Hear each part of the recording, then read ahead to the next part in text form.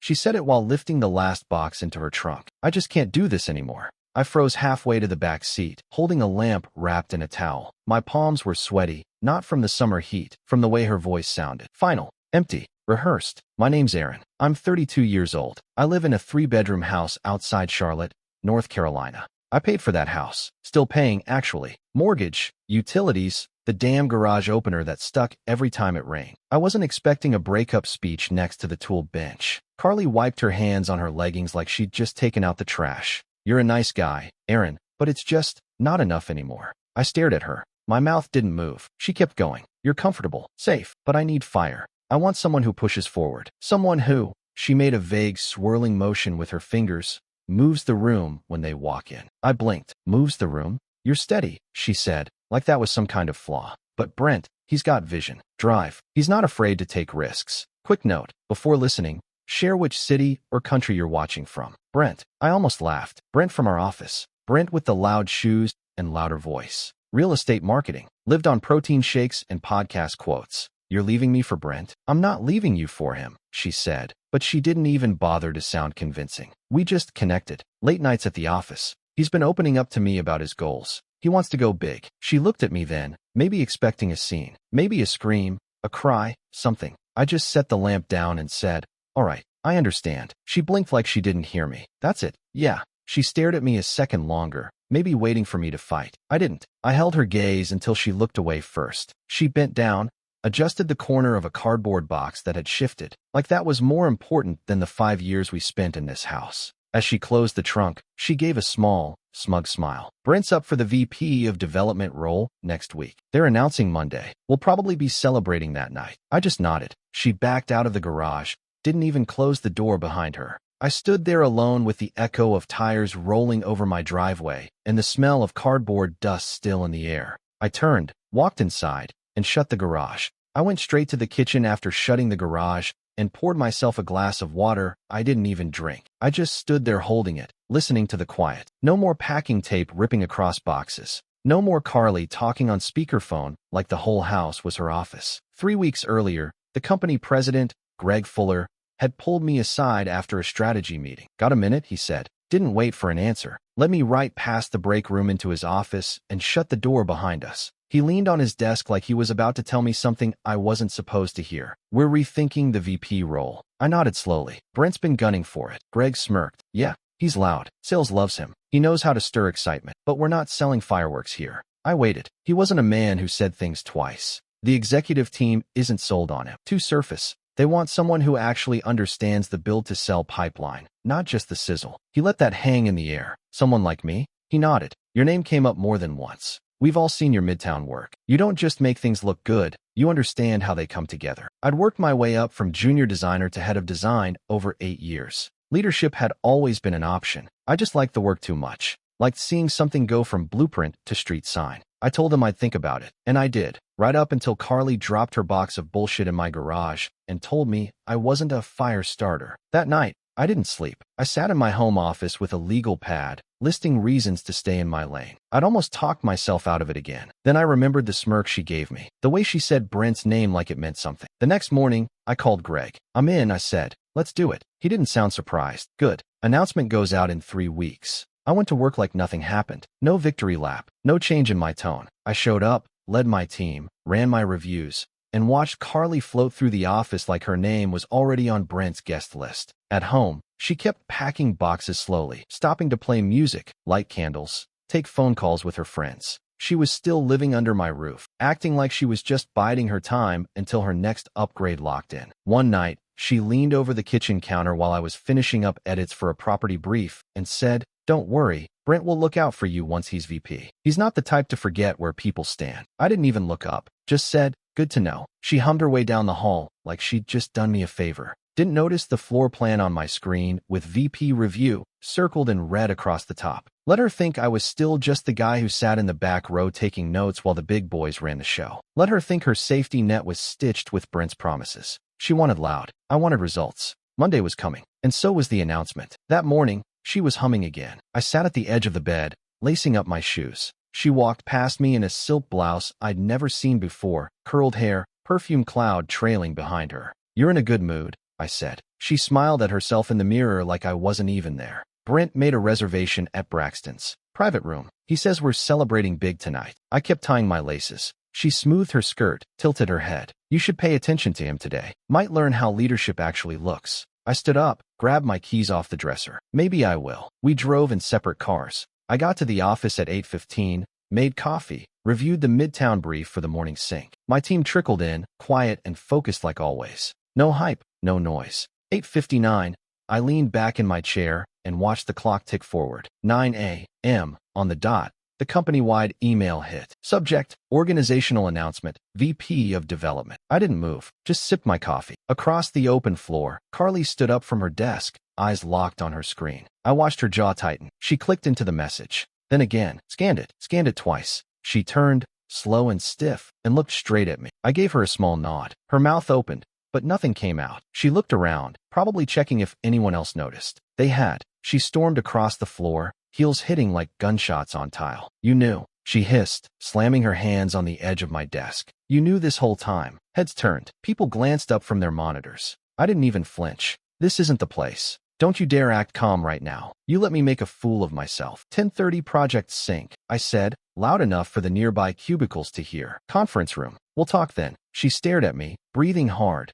knuckles white on my desk. I turned back to my screen and clicked into the Midtown budget doc. For a second, she didn't move, just stood there, waiting for me to break. But I didn't. She finally pushed back from the desk and walked off. I didn't watch her go. I was already reviewing zoning tags and inspection schedules. By the time 10:30 rolled around, I had the full agenda loaded, project status printed, talking points noted. She'd see the difference soon enough. At 10:29, I walked into conference room B with a folder in one hand and my tablet in the other. Carly was already seated, arms folded, back straight like a student waiting for detention. No humming this time. No perfume trail. Brent rolled in 2 minutes late. Sorry, folks, he said loud, with that fake boyish grin he always used when he thought charm would cover for carelessness. Had to take a quick call with a developer in Miami. Big fish, high heat. He dropped into the seat across from me, then leaned back with both arms spread wide, like we were old friends catching up over beers. I didn't say a word, just tapped my screen to cast the agenda on the wall. Greg,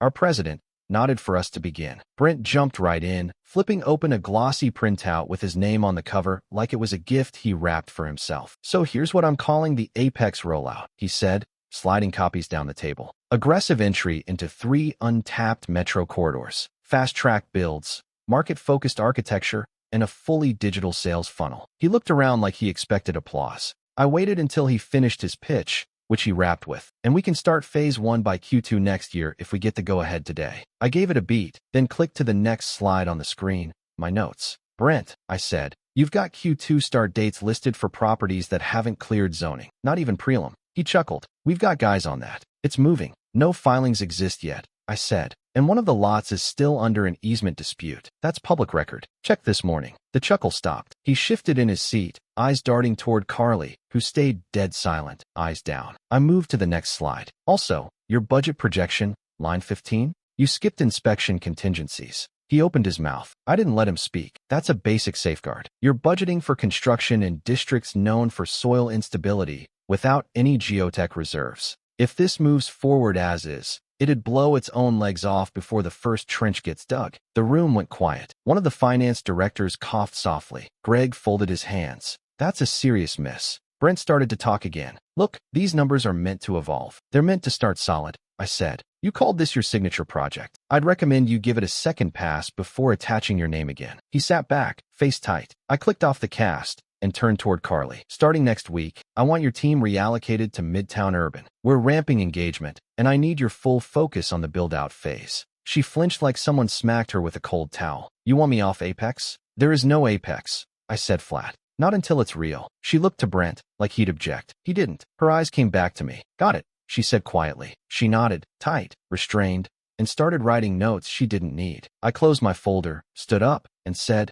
thanks, everyone. Let's get back to work. Nobody said a word as we walked out. Brent stayed behind, still holding his pitch packet like it might defend him from what just happened. By Wednesday, the stares started. Little side eyes from junior reps. A few managers ducking into side huddles when I walked by. I didn't say anything, but I saw it. Carly was planting seeds. It started with quiet concerns about how I was handling things. She told someone I was creating a hostile environment and that she felt targeted ever since I got promoted. I heard about it from Jenna in HR over coffee. She hasn't filed anything official, Jenna said, keeping her voice low. But she's floating stuff. I just nodded. Appreciate the heads up. She sipped her tea. I wouldn't worry. People around here respect facts. They did. And the facts were, I didn't touch her team's workload, just redirected it, same as I would with anyone. I didn't change her hours, her title, or her client list. I didn't need to. But Carly kept pushing the story. By the end of the week, I heard she was telling people I took the VP job just to humiliate her, that I lied by omission. Like a promotion was a secret weapon I pulled out to hurt her. I let her talk. Her lunch group, the little posse of account execs who used to laugh too loud near the break room, started thinning out. One girl transferred teams. One guy started taking lunch in his car. The gossip couldn't keep them fed anymore. At work, I kept my head down and my hands moving. Meetings, deadlines, adjustments to the pipeline. Brent got colder every time I spoke. He barely looked up now, just stared at his notes or checked his phone during strategy calls. His swagger was fading. He'd try to interrupt me in meetings sometimes, toss in a dumb joke or a just to play devil's advocate dig. I never took the bait. I'd let the room go quiet and then just pick right back up where I left off. Facts, numbers, updates. That's it. I made sure my team was tight. Every person had clarity on their scope, timelines, and support. I checked in often, but never hovered. I didn't grandstand. I didn't pull rank. Carly kept waiting for some explosion that never came. Some outburst she could use to back up her whispers. But I gave her nothing. One afternoon, she passed by my desk and said, "It's real convenient for you, isn't it?" I looked up. What is? All of it. Me getting pulled off Brent's project. You playing the calm boss while I'm walking on eggshells. I leaned back in my chair. Carly, if you're walking on eggshells, it's because you keep breaking them yourself. She blinked, caught off guard by how flat I said it. I turned back to my screen and didn't speak again. That was the moment, I think, when it hit her. This wasn't some chess game she was playing with me. I wasn't on the board. I was building the damn table. A couple days after that little hallway exchange with Carly, I was doing my final review on the Rolling Pines renovation blueprint, an old development we were updating for resale. I designed it 3 years ago, knew every corner of that structure. It was one of the first projects that got me noticed by leadership, and now I was signing off on its expansion phase. Except something wasn't right. Page 16, the structural load sheet, had a spec that didn't make sense. A support beam was listed as standard grade lumber where I'd originally flagged it for steel. On a multi-unit property? No shot. It wouldn't pass inspection, and if it slipped into a build, it could have collapsed a dam floor. I pulled up the digital version from our design archive and checked the change log. It was subtle, but it had been edited about a week ago. No change request, no approval, nothing. Just a quiet swap that could have gone undetected if I hadn't personally reviewed it. I dug deeper. Our version control system logged every interaction, timestamp, device, user credential. The edit came in at 1:17 a.m. last Thursday. From Brent's workstation, I stared at the screen. My heart didn't even jump. I just felt cold. This wasn't some lazy oversight or rookie mistake. This was someone deliberately tampering with structural specs. If that build had gone through, we'd have been looking at lawsuits. Real ones. And Brent knew exactly what that blueprint meant to me. I didn't go to his desk, didn't fire off some big angry message. This wasn't emotional. It was professional. I opened a clean folder and started collecting. Audit trail screenshots, the spec sheet before and after the edit, access log data with timestamps, screenshots of our protocol that flagged the lack of change approval. I added my own annotated notes to show exactly how the error would have played out in real-world construction. Took me about 40 minutes. Then I set a meeting with Greg in HR for that afternoon. Subject line, documentation for review, Rolling Pines compromise. When I walked into Greg's office, he was already mid-call. He ended it fast once he saw the folder in my hand. Problem? I handed it over. Found a major issue buried in the Rolling Pines revamp. Almost missed it. HR rep Dana came in and sat down. I opened my tablet and walked them through everything. Quiet, methodical, no dramatics. Greg got more serious with every slide. This is sabotage, he finally said. Dana nodded, already making notes. And there's no ambiguity. Brent's system credentials logged this change in the middle of the night. I double-checked with IT. I said. He had remote access from home. Greg leaned back in his chair and exhaled through his nose. Jesus Christ. I didn't want to speculate, I said. Just brought the facts. He looked at me for a second, longer than usual. You handled this clean. This is a company issue, not a personal one. Dana stood. I'll coordinate with legal and IT. We'll lock access immediately. Greg stood too. Don't say anything yet. Let us run this by the board. He'll be brought in by end of day. I nodded once, then walked out. Back at my desk, I loaded the updated pipeline reports for next week's builds and sent off the midweek progress emails. No gloating, no emails to Carly, no passive-aggressive remarks. I wasn't interested in revenge. I was too busy cleaning up someone else's mess and making sure they never had the chance to cause another one. By mid-morning the next day, Brent was called into HR. No calendar invite, no heads up, just a quiet walk down the hallway with Dana standing at his cube waiting. He tried to laugh it off with the guy next to him, said something like, "Guess I'm in trouble again." But his smile didn't land. His voice cracked halfway through it. I didn't look up as they passed my desk, just kept reviewing vendor bids for the Midtown Urban Phase 2 rollout. Word spread by lunch. Security walked him out around 12:15, carrying one of those brown filing boxes we kept in the supply closet. A half-dead plant stuck out the top, couple of loose charger cables, and a stress ball. Nobody said a word. No one clapped. No send-off speech. It was just him, a forced smile on his face, trying to act like this wasn't the end. He paused near the front exit like he thought someone might stop him. Nobody did. Carly wasn't in the office at all. Her desk was empty, screen dark, chair pushed in like she hadn't even shown up. Management didn't blast anything out publicly, but by 2 p.m. an internal memo hit inboxes. Reminder, all staff are expected to follow documentation protocols, honor access restrictions, and maintain professional conduct in all internal systems and project environments. Short, cold, effective. By Thursday, Brent's name wasn't being said in full anymore. He became a cautionary shorthand. Double-check that, Doc. Don't pull a Brent. Don't go full Brent on the rollout schedule. It was fast how it changed. People who used to huddle around his desk at lunch were now sitting at different tables. The guy who used to laugh loudest at his dumb one-liners now showed up early to team calls with a pen and notepad, ready to work. The noise died down. Focus came back. I noticed it in meetings. Less grandstanding, more execution. Nobody trying to sell their presence anymore. They were just doing the job. The shift felt good, clean. It wasn't just about Brent. It was about the vacuum he left behind, the air clearing now that he wasn't sucking all the oxygen out of the room. I kept moving, finalized updated frameworks, cleaned out junk from our legacy doc stacks, and put a new QA gate in place for all renovation projects going forward. At 4:30, I passed by Brent's old desk on my way to the break room. The monitor was off, keyboard still there. A sticky note with nothing but a smiley face drawn on it. His idea of leaving a mark, I guess. I peeled it off, dropped it in the trash, and poured myself a fresh cup of coffee. No ceremony, no closure speech, just the end of a performance that never had the skill to back it. She was waiting when I got home, lights off, standing in the living room like she was staging a scene for a soap opera. Arms crossed, back stiff, still in her work clothes like she hadn't moved all day. "You really did it," she said, voice low but shaky. "You tricked me." I dropped my keys in the bowl and kept walking toward the kitchen. "You eat yet?" She stepped in front of me. "No. Don't brush this off. You knew what you were doing the whole time." I stopped. "You want to run that back?" "You let me believe Brent was winning," she said. "You played it cool, watched me move boxes, watched me," she laughed once, bitter, "make plans, and you just sat there. You set me up." "No," I said.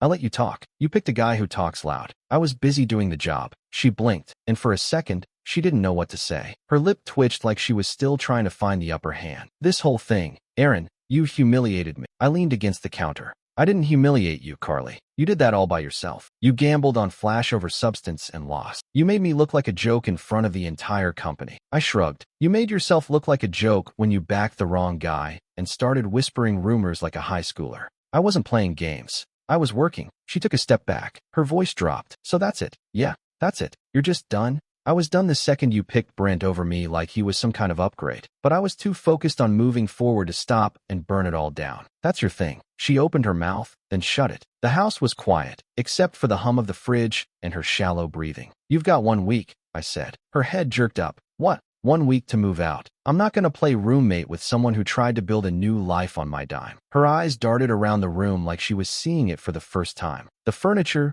the walls, the hardwood floors. Things she always bragged about to her friends. Her voice dropped even lower. "I helped decorate this place, and I paid for every inch of it. You want the throw pillows? Take them. You've got 7 days. She stood there, stunned. This was the moment it hit her. Not just that Brent was gone, not just that her office cloud evaporated, but that she had no backup plan. She lost the relationship. She lost the fantasy of being part of a rising power couple. And now she was losing the house, too. Not in some dramatic eviction. Just gone. No applause, no second chance. Just her, and the sound of a clock running out. Carly didn't say a word to me for the rest of that week. She packed in silence, took long showers, walked around the house like a guest in someone else's Airbnb. Sunday night, she loaded up her car and drove off without even closing the front door behind her. I shut it myself and went back to finishing the midtown inspection reports. At the office, things didn't get better for her. They reassigned her to one of the oldest client portfolios we still carried, low-budget properties,